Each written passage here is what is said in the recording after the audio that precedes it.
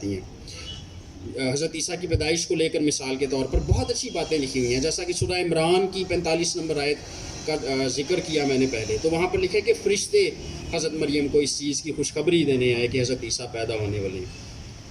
اور پھر صرف یہی نہیں، اگر آپ سورہ مریم پڑھیں، 19 نمبر صورت ہے قرآن شریف کے اندر، اور اس کی 17 سے 19 نمبر آیات ہیں، تو وہاں پر بڑی خوبصورت ایک بات لکھی ہوئی ہے. وہاں پر لکھا ہے اور ان لوگوں کی طرف سے پردہ کر لیا. حضرت مریم کے بارے میں مذکور ہے یہ.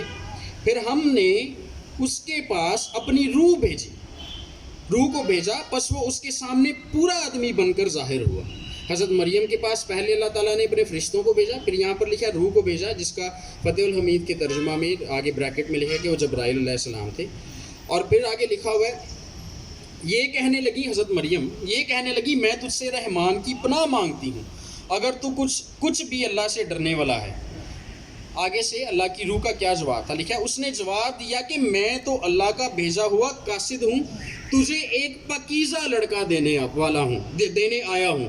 یہاں پر جو عربی زبان کے الفاظ پاکیزہ لڑکا کے لیے استعمال ہوئے ہیں وہ ہیں غلام زکین.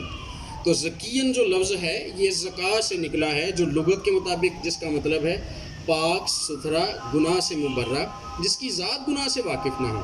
تو یہاں پر جب حضرت عیسیٰ کی پیدائش کی خوشخبری دینے آئے ہیں اللہ کی روح، جن کو جبرائیل فرشتہ کہا جاتا ہے قرآن شریف کے مطابق، تو انہوں نے بھی کہا ہے کہ میں جو لڑکا جس لڑکے کی خوشخبری دینے آیا ہوں وہ پاک ہوگا، وہ ستھرا ہوگا، اس کی ذات جو ہے وہ گناہ سے مبرہ ہوگی. تو یہ ایک بڑی اہم بات ہے. بائبل مقدس میں تو جو عزت دی گئی ہے ان کو، قرآن شریف میں بھی کوئی کم بات نہیں کی گئی. قرآن شریف نے بھی ان کو بہت زیادہ عزت دیا ہے، حتیٰ کہ ان کی والدہ محترمہ کو بھی بہت زیادہ عزت دیا ہے. اسی بات کو مزید سمجھنے کے لیے آپ کو ایک حدیث کا حوالہ دینا چاہوں گا.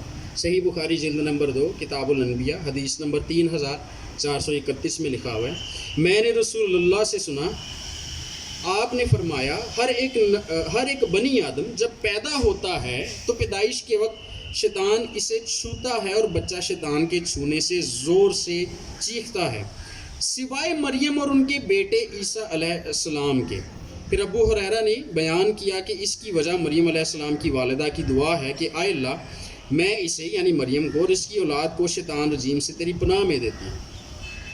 تو دیکھیے ان کی پیدائش ایسی خاص تھی کہ پیغمبر اسلام کہتے ہیں کہ جب بھی دنیا میں کوئی بچہ پیدا ہوتا ہے تو ابلیس اسے چھوتا ہے آ کے، اور کئی تراجم میں لکھا ہے کہ چوکا لگاتا ہے اسے. لیکن جب حضرت عیسیٰ پیدا ہوئے تو ابلیس کو پتہ ہی نہ چلا اور وہ چھو ہی نہیں سکا ان کو. اب کیوں نہ چھو سکا، مجھے اس کے پیچھے حکمت یہ نظر آتی ہے کہ دیکھیے جب بھی کوئی بچہ پیدا ہوتا ہے تو ابلیس کا شغل نہیں ہے کہ وہ اسے جا کے چھوئے. ابلیس کا شغل نہیں ہے، ابلیس کے پاس شغل کا ٹائم ہی نہیں. اس نے بہت سارے لوگوں سے بہت الٹے کام کروانے ہوتے ہیں پوری دنیا میں. وہ بڑی خاص شخصیت ہے، وہ خاص اس سینس میں کہ اس کے پاس فری ٹائم نہیں ہوتا. تو وہ صرف بچے کو رلانے کے لیے تو نہیں نہ چھوتا ہوگا، اس کے پیچھے مقصد ہے. دراصل جب کسی بچے کو وہ چھوتا ہے تو اس کے اندر گناہ کرنے کی صلاحیت منتقل ہو جاتی ہے. لیکن حضرت عیسیٰ کو تو وہ چھو بھی نہیں سکا، اسے پتہ ہی نہیں چلا. یہی سبب ہے کہ فرشتے نے کہا تھا کہ میں تمہیں غلام زکین کی خوشخبری دینے آیا ہوں، ایسے بیٹے کی جس کی ذات گناہ سے مبرہ ہوگی، جس کی ذات کے اندر ہی گناہ نہ ہوگا. تو یہ قرآن شریف نے بھی، احادیث میں بھی، پیغمبر اسلام نے، اللہ تعالیٰ نے حضرت عیسیٰ کی پیدائش کو جو ہے ایک بہت خاص دن بتایا.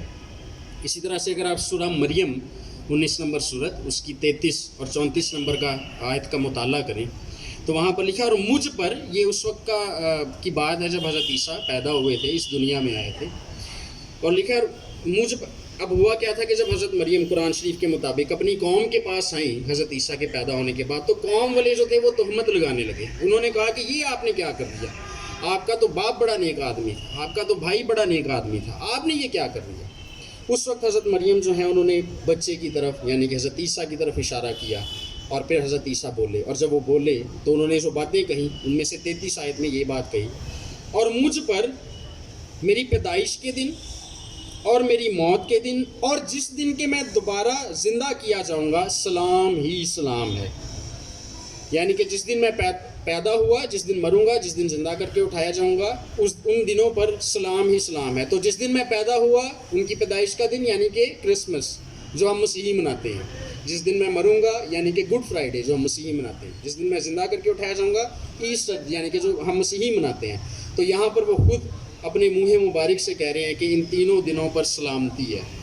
تو یہ تینوں دن مبارک ہیں. ان کی پیدائش کا دن جو ہے وہ مبارک ہے قرآن شریف کی اس آیت کے مطابق. صرف اتنا ہی نہیں، اگر آپ مزید اسے پڑھیں، ہاں، اور 34 نمبر آیت میں لکھا ہے یہ ہے صحیح واقعہ عیسیٰ بن مریم کا، یہی ہے وہ حق کی بات جس میں لوگ شک و شبہ میں مبتلا ہیں. تو یہاں پر لکھا ہوا ہے کہ یہ حقیقی بات ہے. 34 نمبر جو آیت ہے اس میں لکھا ہے کہ حقیقی بات ہے، لیکن کچھ لوگ جو ہیں اس میں شک کرتے ہیں. تو ہم نہیں شک کرتے، ہمیں بالکل بھی شک نہیں ہے. ہمارا اس بات پہ ایمان ہے کہ جس دن وہ پیدا ہوئے وہ دن بھی مبارک تھا، ان کا مرنا، ان کا جی اٹھنا، تینوں چیزیں مبارک تھیں. تو ہم قرآن شریف کی آیت کے مطابق بالکل ٹھیک بات پہ جو ہے وہ عمل کر رہے ہیں، اور ہم شک نہیں کر رہے. صرف اتنا ہی نہیں، میں جو پہلے بات کہہ رہا تھا، آغاز میں نے بات کہی کہ ان کا پیدا ہونا یہ صرف مسیحیوں کے لیے خوشی کی بات نہیں تھی، یہ تمام جہانوں کے لیے تھی.